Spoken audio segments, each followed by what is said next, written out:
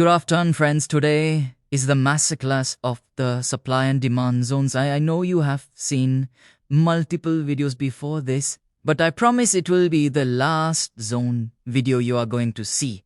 Because today I'm going to expose how institutions are marking the zone with the 80 to 90% of the variety of getting inside your favor. And without wasting your time, let's get started.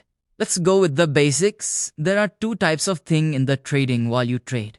Versus supply area. As you can see, the price move to a certain level and then significantly fall from it, which indicates there is a strong seller in that area. Now, what's the difference between a zone? Let's find out. As you can see, a price just moved certain up and suddenly it stopped at the one price.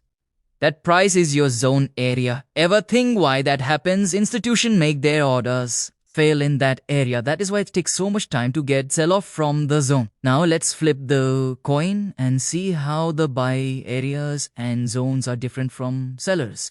As you can see, the price moved down and suddenly going back. And the opposite side, the price come down and just wait and after that it's also move up. What happened here is the same happened in the sale case but in the opposite side. And now it is time for a big reveal. Your zone will make the area in the future. Now let's begin how a logical zone is made. We're going to make a market which is equilibrium zones. If you don't understand what is equilibrium, let me give you a short intro of what is an equilibrium price. Is a price where buyers and sellers come together. As you can see in this image, where the price was $25, the bag quantity was 2 tons and the demand was 1,000 bags. There is an imbalance and surplus of 1,000 bags because of law of demand. Because the law of demand says when the price is higher, the demand goes down. But when you flip the coin and see, when the price is $15, the supply get fall, but the demand could get increase of 2,000 bags.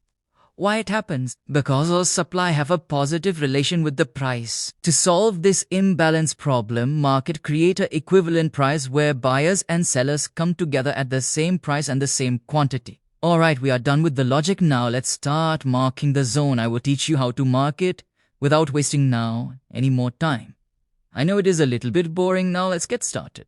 Let's replay the chart and start with the random dates. I'm going to teach you how to mark. There you can see there is a strong demand and supply zone together.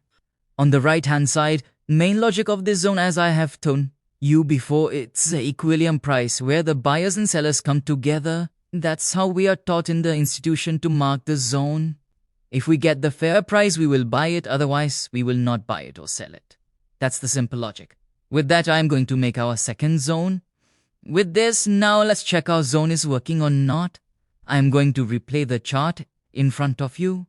That's all a random bit. I don't know it will work or not. If it works, then subscribe to my channel, please. Otherwise, you can dislike the video. Let's start.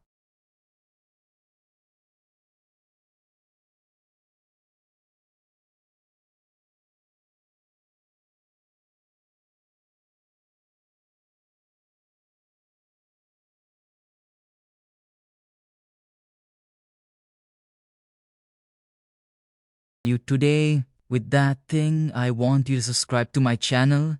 Also like the video. I am giving you some tip at the end of this video.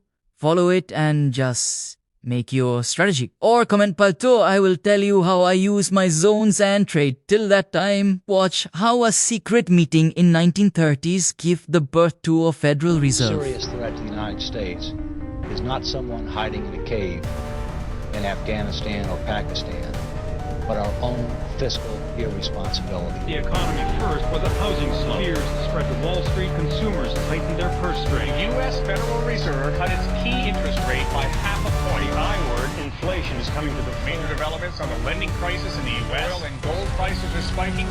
You're right here on a financial market. And it's complicated as of where we are in the election cycle. Huge disconnect between Wall Street and Main Street.